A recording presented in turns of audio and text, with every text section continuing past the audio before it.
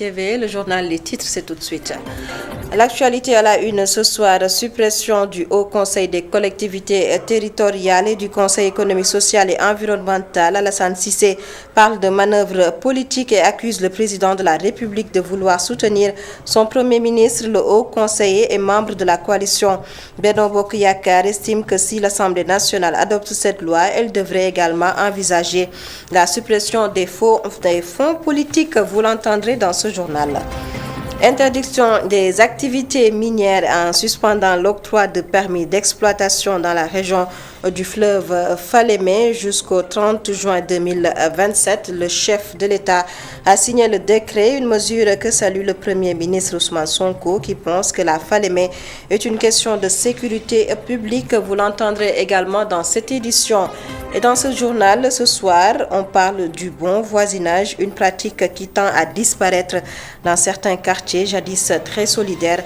L'individualisme gagne du terrain, un sujet réalisé à Guédiawaye à suivre le reportage de Momodou Lamine Fati. Et en fin d'édition, retrouvez la rubrique Réussir, le modèle de ce soir. Maïmouna Marigo, elle évolue dans la restauration depuis près de 5 ans. Son quotidien, son parcours raconté par Aïssatou Kane. Voilà pour les titres, le développement, c'est juste après ceci.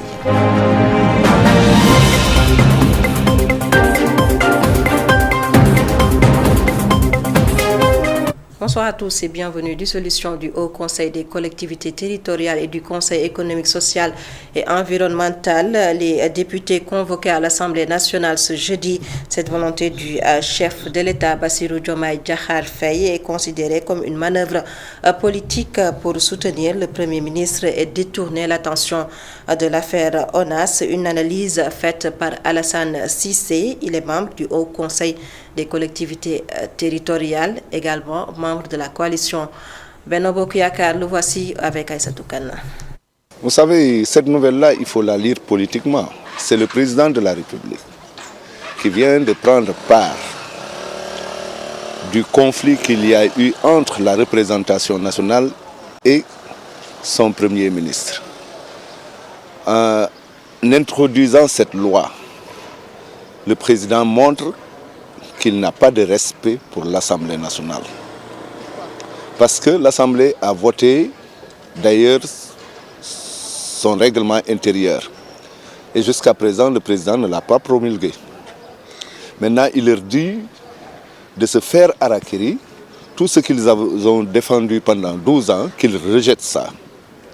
Donc, il a pris fait et cause pour son Premier ministre et essaye aussi de mettre un contre-feu pour l'ONAS Gate. Je crois que nos députés doivent faire des amendements de cette loi, même s'ils la votent, afin d'éliminer tous les fonds politiques, que ce soit de la primature ou de la présidence de la République, et d'enlever aussi tous les fonds communs qui existent dans ce Sénégal. Parce que rationalisation pour rationalisation, c'est ça qui devrait se faire. Ça fera plus d'une cinquantaine de milliards. Le HCTT comme le CSE, c'est 15 milliards. C'est des économies de bout de chandelle. Le pays n'a pas besoin de ça.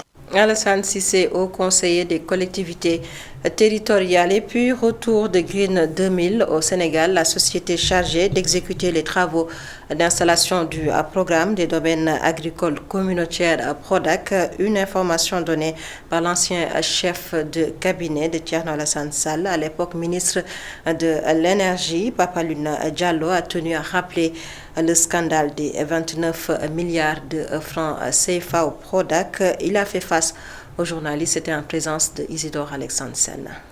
Cadre à la PRODAC depuis plus de 10 ans, Pape Alioune Diallo exige du Premier ministre de mettre au grand jour les preuves sur le supposé scandale au programme des domaines agricoles communautaires. L'entreprise Green 2000, qui avait quitté sous Macky Sall après avoir empoché plus de 29 milliards sans avoir livré la moitié des travaux, est aujourd'hui de retour au Sénégal et partage ses desserts avec le nouveau régime. Je reviendrai plus amplement dessus une prochaine fois. On lui demande d'exhiber ces preuves-là. Ce n'était rien d'autre qu'une manipulation. De la manipulation, une pratique qui a porté Diomaye et Sonko au pouvoir d'après Pape Alioune Diallo. Ils ont abusé de cette confiance et ce rendez-vous était un rendez-vous donc masqué. une dissimulation habilement orchestrée pour dissimuler leur véritable intention. Ça ne peut pas continuer. Non, 5 ans, c'est trop pour ce monsieur. Il a un chef qui s'appelle Ousmane Sonko. Et c'est lui qui gouverne le pays aujourd'hui. Et celui qui gouverne ce pays est incompétent.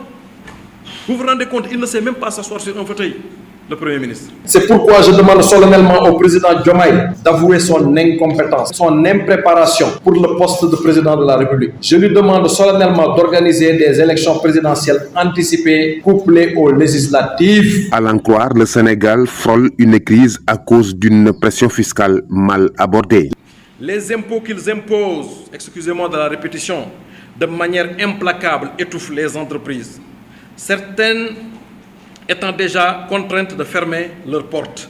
L'économie est au point mort. Pape Alioune Diallo n'a pas manqué d'évoquer la loi d'amnistie avant le départ du président Macky Sall. Pour lui, cette loi est à revoir. Isidore Alexandre Sène, le gouvernement du Sénégal décide d'interdire les activités minières en suspendant l'octroi de permis d'exploitation dans la région du fleuve Falémé et ce jusqu'au 30 juin 2027. Le décret a été signé par le président de la République, Bassirou Diomaye Diakhar Faye, une mesure que salue son premier ministre Ousmane Sonko. Selon lui, la Falémé, qui constitue une frontière naturelle entre le Sénégal et le Mali, est une question de sécurité publique. Ousmane Sonko, ces propos que je vous propose de suivre.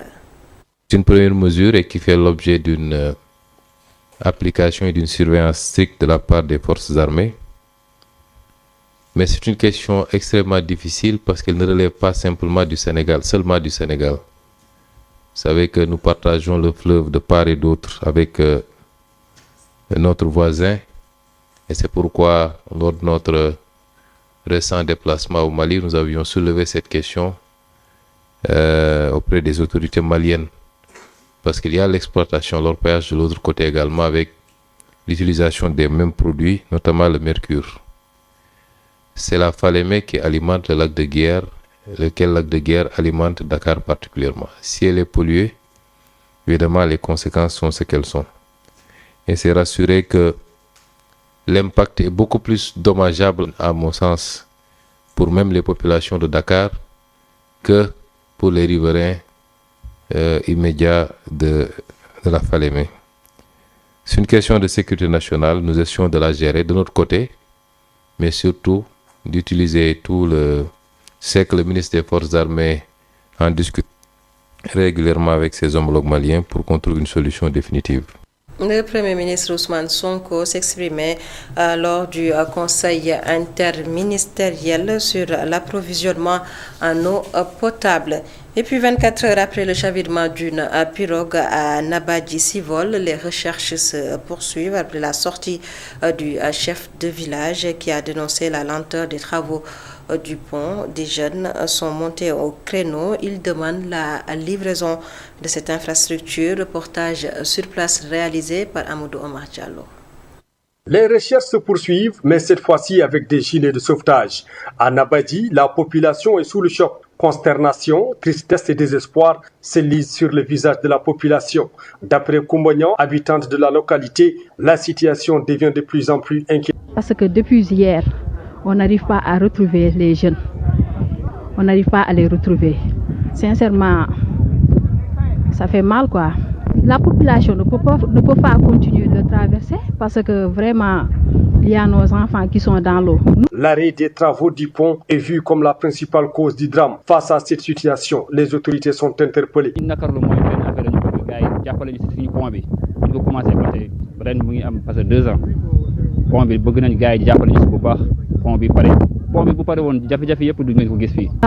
appelle solennel au président de la République et son premier ministre Ousmane Sonko, vraiment qu'il nous aide à achever les travaux qu'ils étaient là depuis. Parce que ça fait 4 ans, le pont n'est pas achevé. Permettre à la population vraiment de se déplacer sans risque quoi. Les éléments des sapeurs-pompiers et la population continuent les recherches. Mais jusqu'à présent, aucun corps n'a été retrouvé.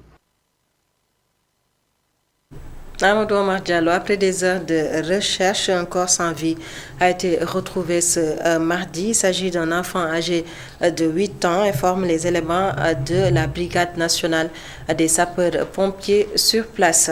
Et puis, deuxième séminaire préparatoire des États généraux des transports publics. À l'issue de la rencontre, les directeurs du ministère des infrastructures, des transports terrestres et des aériens ont fait la restitution des 55 sujets de discussion que sont notamment la gouvernance, le financement et l'exploitation du secteur des transports, des sujets qui seront à l'ordre du jour lors des États généraux prévus au mois de septembre. Je vous propose de suivre la réaction du ministre des infrastructures, des transports terrestres et aériens, Elhadji Malick Ndiaye, au micro de Babacar Seck. Je tiens à saluer les résultats obtenus lors de ces échanges. Vous avez su faire émerger des points de consensus essentiels pour la suite de notre démarche. Toutefois, je note des divergences subsistantes. Je note que des divergences subsistent sur certaines questions. Loin d'être des obstacles, ces désaccords doivent être perçus comme des opportunités pour approfondir notre réflexion et enrichir notre approche commune.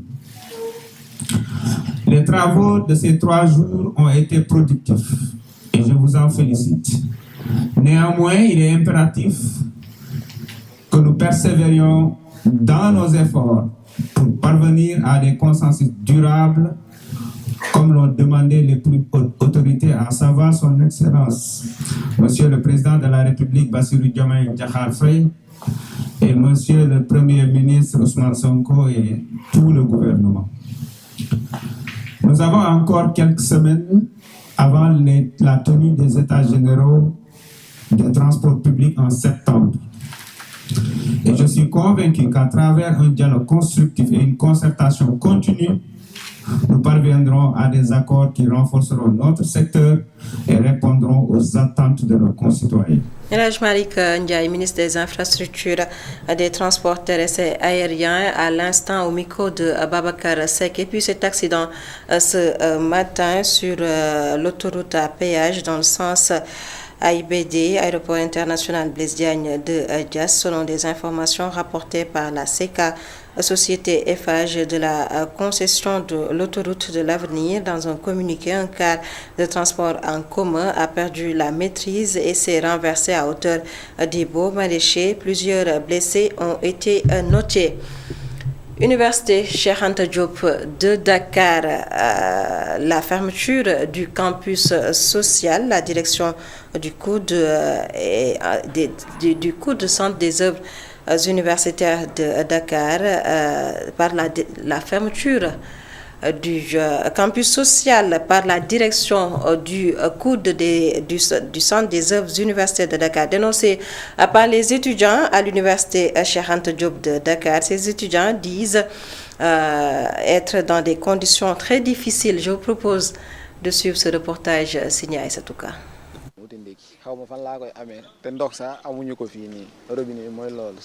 Visage en sueur, Aliou Baldé n'a pas de temps à perdre pour aller acheter de quoi manger et boire. Depuis la fermeture du campus social, il vit dans l'inquiétude et dans le désarroi. Il liste les multiples difficultés auxquelles il fait face. Campus social sans aviser les étudiants à temps. Parce qu'il ne peut pas se lever en 72 heures pour dire que nous allons fermer le campus social sans aviser les étudiants. La journée type pouvait dépenser 250, maintenant nous sommes obligés de dépenser 1000 francs ou bien 1500 la journée parce que tu vas acheter le petit déj. Nous sommes en train de vivre dans des conditions vraiment délétères. La nouvelle l'a surpris, il n'y croyait pas. Cet étudiant à la faculté des sciences et techniques s'est dit obligé de faire la navette entre Kër Mbaye Fall et l'université Cheikh Anta Diop de Dakar, juste pour pouvoir terminer ses cours. C'est un peu compliqué, étant donné que le campus social c'est un moyen pour les étudiants de pouvoir loger, de pouvoir être en contact avec le campus pédagogique. Toutefois, le campus social reste un moyen très très important car ça permet aux étudiants d'être en contact très étroit avec les profs, avec les cours, avec même en temps de révision. À travers les amicales de la faculté, les amicales de l'université, bon, il y avait des communiqués qui sont sortis pour pouvoir aider aux étudiants qui étaient partis au Magal de pouvoir revenir et pour récupérer leur bagage et rentrer chez eux avant de fermer carrément le campus social. C'est un texte qui est régi par la direction du COUD et qui a été signé par le directeur. C'est un peu compliqué de revenir là-dessus parce que ce sont des décrets et des décisions qui sont prises par l'administration. Donc c'est un peu compliqué. Talhat Aïdara nous interpelle pour partager son inquiétude face à la situation. Selon lui, certains étudiants ont anticipé et préparé leur départ, le contraire pour d'autres. Moi, je l'avais su le lendemain de la fermeture du campus, c'est-à-dire le 21. Il y avait un communiqué qui circulait, mais je n'en croyais pas parce qu'il y a des étudiants comme moi, par exemple, je suis en master de anglais et qu'on était sur le point de faire nos inscriptions pédagogiques. Et vu qu'on n'avait pas là où loger, ce serait un peu compliqué pour certains. Et du coup, moi, ça m'avait tellement surpris. Je pensais qu'il allait au moins laisser les gens loger au sein du campus jusqu'au 31 août. C'est ce qui a été dit. C'est trop compliqué, tu es obligé de faire beaucoup de dépenses sans pour autant compter les frais du transport. Depuis le 22 août à 18h, le campus social de l'université Cheikh Anta Diop est sous cloche et ce jusqu'à nouvel ordre. Cette décision n'est pas bien accueillie par les étudiants qui font face à un brusque changement de situation. L'université Cheikh Anta Diop de Dakar, la fermeture du campus social dénoncée par les étudiants. Ces derniers disent étudier dans des conditions très difficiles. Un reportage réalisé par Aïssatou Ka. Et puis, lutte contre l'immigration irrégulière. Le patrouilleur de haute mer, le Wallo de la marine nationale, a intercepté dans la nuit du 26 août 2024 une pirogue à 80 km au large de Dakar avec 76 migrants dont 55 Sénégalais, 7 Gambiens, 11 Guinéens, 2 Maliens et un Bissau-Guinéen parmi les migrants, 6 femmes et 7 enfants. Communiqué publié sur la page X, ex-Twitter de la DIRPA, la Direction de l'information et des relations publiques des armées sénégalaises. Les relations de bon voisinage à Guédiawaye, un quartier jadis très solidaire, se voit aujourd'hui habité par une attitude nouvelle, l'individualisme. Ce comportement nouveau gagne de plus en plus de place dans la société. Cependant, certains quartiers traditionnels résistent et essaient de conserver la solidarité. Le sujet est signé Mamadou Lamine Fatiya. Les relations de bon voisinage sont de plus en plus reléguées au second plan. Le manque de solidarité se fait de plus en plus ressentir. Nous ne vivons plus dans la solidarité. Chacun fait semblant d'être à l'aise, montrant qu'il a les moyens. Nous vivons égoïstement et cela n'est pas bon. L'individualisme est la quête du mieux-être, souvent traduit par une recherche constante de confort personnel. On conduit à un désintérêt général pour les autres. La quête du bien-être, aggravée par la cherté de la vie, fait que je me lève à 6 h du matin et je ne rentre à la maison qu'à 20 h. Cela ne me laisse pas le temps de me consacrer aux voisins. Cheikh Ndaw attribue la détérioration des relations de voisinage à la mauvaise volonté de certains et à un manque de bienveillance envers les voisins, ce qui détruit les liens sociaux. Autrefois, on s'entraidait entre nous, mais aujourd'hui, l'égoïsme a pris le dessus. Lorsque tu fais quelque chose pour aider quelqu'un, cela se raconte partout et personne ne souhaite sincèrement la paix à son prochain. Pour Alioune Tall, délégué du quartier de Ndiolofène, la préservation de certaines traditions dans son quartier a contribué à maintenir le bon voisinage. Nos parents se rencontraient discrètement pour résoudre les difficultés entre voisins. Aujourd'hui, c'est le chemin que nous avons choisi de suivre pour leur emboîter le pas.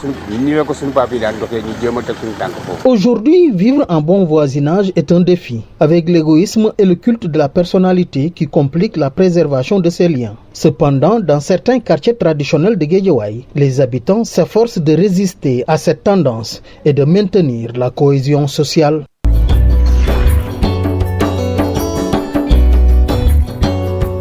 Place à présent à la rubrique Réussir. Ce mardi, l'équipe de Réussir au Sénégal est allée à la rencontre de Maïmouna Marigo, une femme qui évolue dans la restauration depuis près de 5 ans. Elle jongle entre son travail et de contractuel le matin dans un restaurant et son propre business. La rubrique Réussir est signée à Aïssatouka.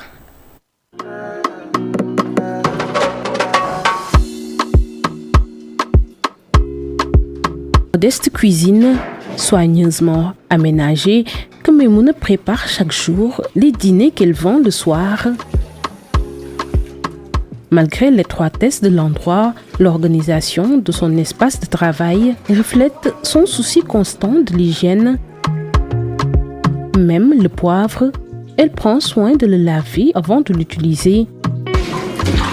Un détail qui en dit long sur son exigence et son amour du travail bien fait. Maïmouna a développé son goût pour la cuisine dès son plus jeune âge sous l'influence bienveillante de sa tante. J'ai toujours aimé cuisiner. C'est ma tante qui m'a éduquée. Et à l'âge de 9 ans, elle a commencé à m'apprendre à cuisiner.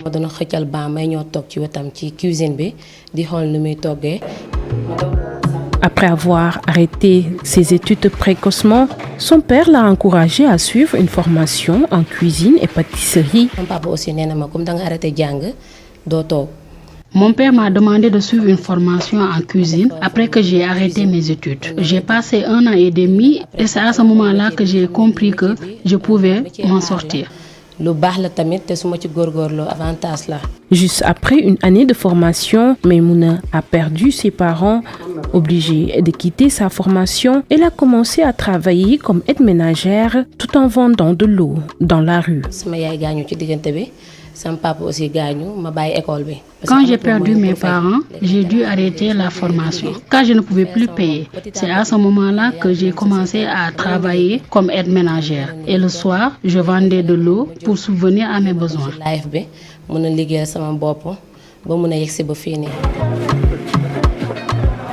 Aujourd'hui, Maïmouna combine 2 emplois pour subvenir à ses besoins et à ceux de son enfant. Le matin, elle travaille comme contractuelle dans un restaurant, puis rentre chez elle pour gérer son propre business de restauration. Parce que boko xolé suma séyé sama service lu mot ay 4 mbana 5 mbana ba 6 mbana man kessé ma koy togo wa par jour. Ce métier est difficile. Je me donne à fond au restaurant. Je me lève à 7 heures pour terminer à 17 heures. Et le soir, je prépare les plats que je vends. À 20 heures, je mets ma table pour vendre le dîner jusqu'à tard dans la nuit. Je peux m'en sortir pour ma fille, payer mon loyer et subvenir à mes besoins. Parce que amna dom tamit sama dom man la yakar. Donc mënuma tok nonu. Té tay même bu doon damay fayé ko sa salaire 200 000 300 000 donté awmako motuma parce que may fayal sama bop location bek dundu sama dom. Donc life bi yombul ci man. Malgré tout, Maïmouna arrive à s'en sortir. Bama dalé liggéey ba légui sama xaliss yakumako. Depuis que je travaille, j'économise mon argent. J'aide mes proches, même si ce n'est que 1000 francs que je peux leur donner. Je m'occupe aussi de la scolarité de ma fille. Grâce à ce travail, j'arrive à m'en sortir. Diplôme de cuisine en poche, elle s'accroche à ses rêves et espère un jour ouvrir ses propres restaurants.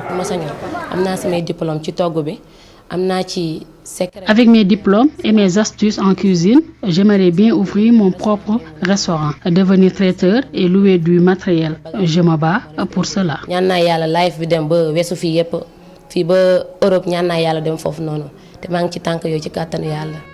En dépit des épreuves, Maïmouna Marigo continue de nourrir sa passion et de bâtir son avenir.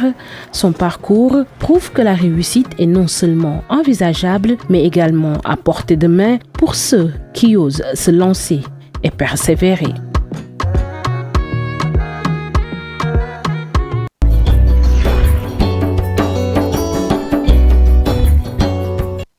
Le modèle de ce soir, Maïmouna Marigo, dans la rubrique Réussir au Sénégal, signé Aïssatou Kane. Et cette information de dernière minute, Aminata Touré, nommée Au représentant du président de la République, ancienne Premier ministre, cette nomination marque un retour en force pour cette femme d'expérience au sein du gouvernement. Cette nouvelle fonction vient confirmer la confiance renouvelée du chef de l'État, Bassirou Diomaye Diakhar Faye, en ses compétences et son engagement au service de la nation. Et c'est la fin de ce journal. Mesdames, Messieurs, merci de nous avoir suivis. Excellente suite des programmes sur ITV.